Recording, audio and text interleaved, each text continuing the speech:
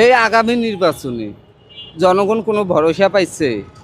আর জনগণ ভোট কিনতে যাবে কি, কই থেকে যাবে? যাবে হইলো জামাতের অংশ, যাবে হইলো বিএনপির অংশ। এমন অংশই দুইটা।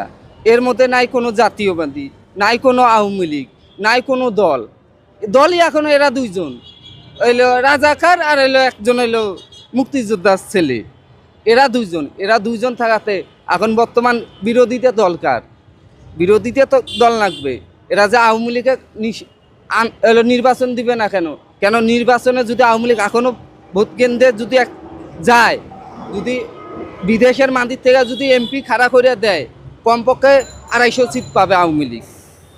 এখনও 250 সিট পাবে। কেন আওয়ামী লীগের জনপ্রিয়তা এখন কিন্তু আর বেশি, এখন আরও বেশি।